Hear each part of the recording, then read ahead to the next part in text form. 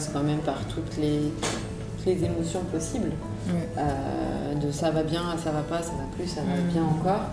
Et c'est vrai que si on n'est pas soudé dans un parcours PMA, je pense que le couple peut facilement craquer. Sans problème. Je pense que ça peut pas rapprocher un couple, clairement. Un couple qui n'est pas déjà, qui s'aime pas de base, qui est un peu bancal. Ça risque au contraire de le faire exploser. Parce qu'en fait, on se sent tous coupables quand il y a un échec. Alors peut-être l'insémination plus Solène, là la fibre ça aurait été plus moi parce que quelque part je donne mes gènes, donc je me dis il faut qu'il soit bon, il faut qu'il s'accroche sur Solène.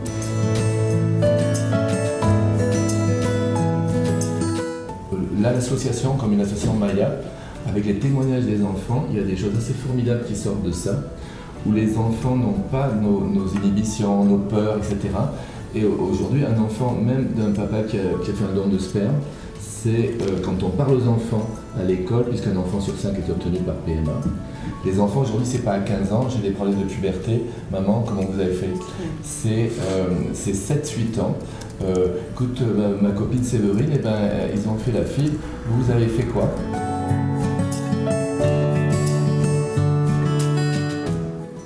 Et je pense pas qu'ils soient si surpris que ça, parce que maintenant dans les écoles, il y a vraiment des mamans solo, des divorces, des couples homoparentales, il y a vraiment... Maintenant, je pense qu'à leur âge, il y aura moins de questionnements ou moins de surprises qu'il y a quelques années.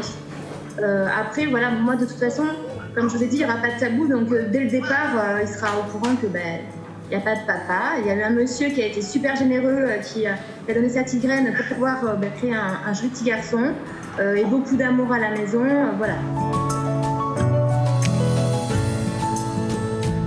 Et le but, c'est, je pense, par tous ces comptes d'Instagram et tous ces livres et toutes ces choses qui sont de plus en plus aujourd'hui communiquées, de dire qu'il n'y a pas une famille normale, qu'il y a plein de familles et c'est une éducation vraiment de longue haleine de toute la société, que ce soit des enseignants aussi, des maîtresses, de dire que il y a plein de familles différentes.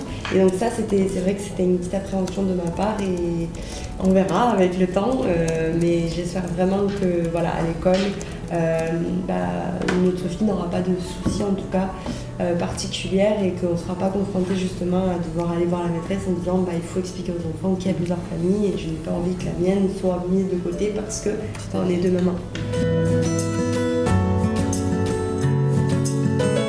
Expliquer aux enfants, c'est juste ça, c'est leur expliquer que leur origine n'est pas un ovocyte ou un spermatozoïde.